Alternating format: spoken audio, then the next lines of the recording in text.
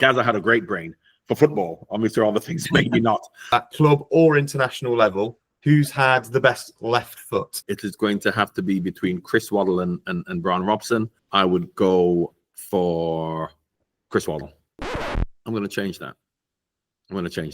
My favorite left-footed player would be someone who isn't necessarily left-footed, but he's ambidextrous, and he's my favorite player in England of all time. That's Glenn Hoddle.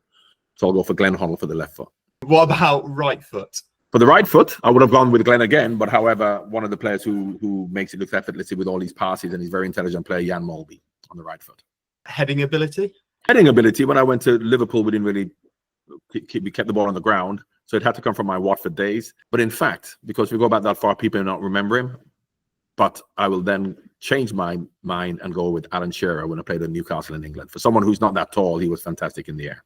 What about pace? Pace, that's because I never really played with ultra. I was one of the quick players. I was about to say you were but I wasn't like lightning. Like, so for pace, someone who got on the end of a lot of through balls was Ian Rush. And what about strength? Strength? Can you choose a goalkeeper? Yeah, you can have a goalkeeper, I reckon. When we played for England, we'd always had these arm wrestling competitions, and I was very strong because we did lots of weights at Watford, and you had lots of strong people.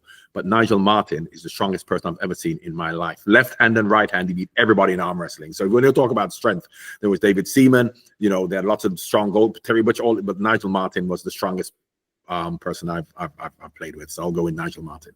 Did you ever get no, even with left hand, because I'm left-handed and he's right-handed.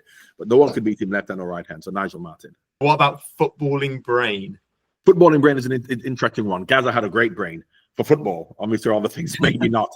So for footballing brain, is between himself and Ronnie Whelan, who was also a very, very intelligent player, and alongside Jan Molby. But just for someone who you would not think, because it's Gaza, to have an intelligent football brain, I'll go with Gaza.